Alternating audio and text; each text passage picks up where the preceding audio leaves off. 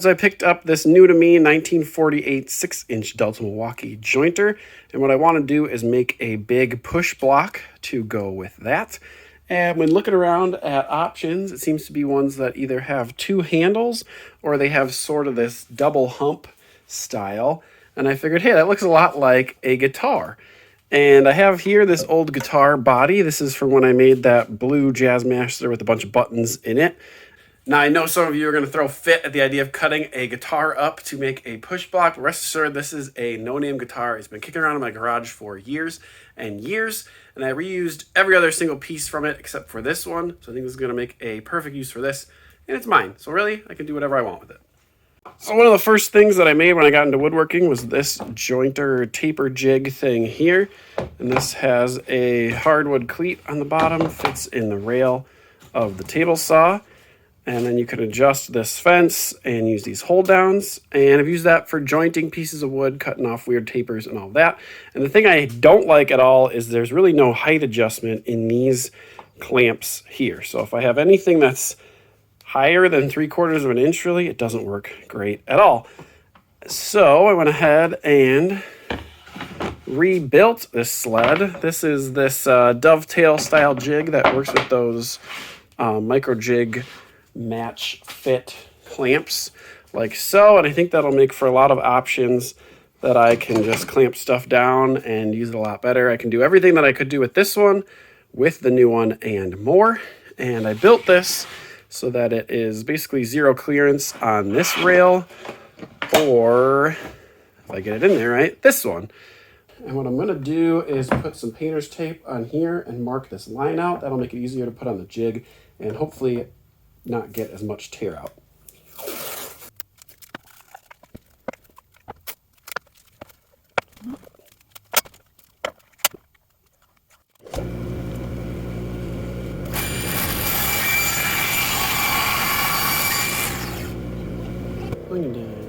All right, so I didn't quite get that far enough. A little bit here. So I think I'm going to push this over just a little bit and make that cut again.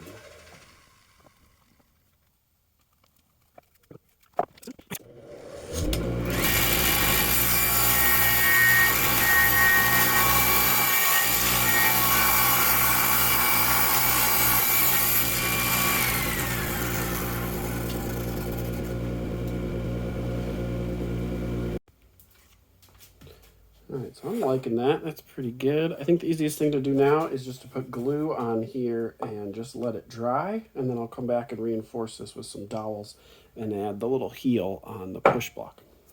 But will it be a turtle? It will not be a turtle. But it yacht-shaped one. It looks like a turtle. But the one piece is a shell. This is the turtle shell? Mm-hmm.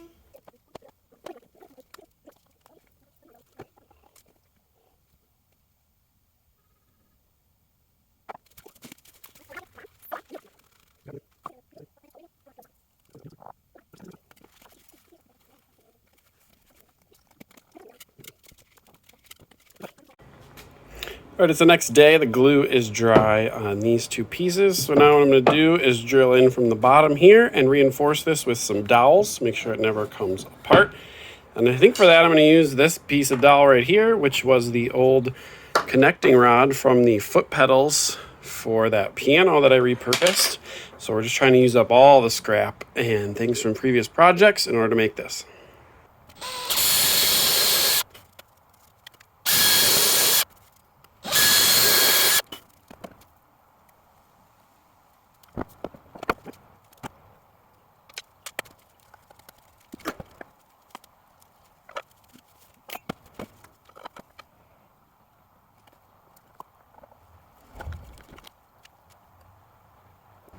All right, so the glue is dry on these dowels, and I'm going to try and clean this up again just by running it through the jointer.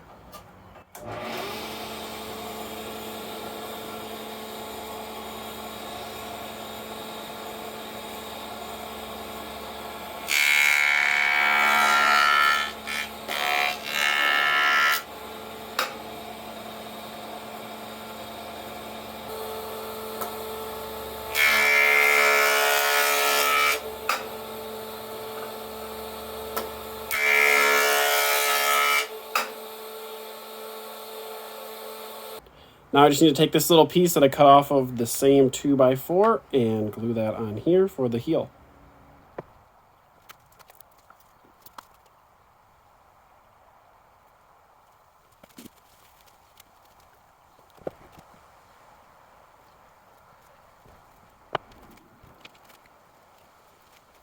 All right, so the push block is done and functional. I was planning on leaving it like this, but I misspoke before when I said that was the only piece I still had from that guitar. I also have the old pick guard, and I think I might want to cut that as well and put that on there. That would look pretty cool.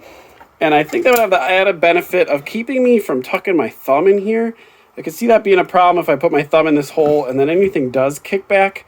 That could be kind of an issue. So I think I want to fill this in with pick guard. All right, push block's all done. I got the cover put on there. I cut a little blank plate for where the jack usually goes out of the extra piece, using just a jack as a template. And now one thing left to do is to try it out.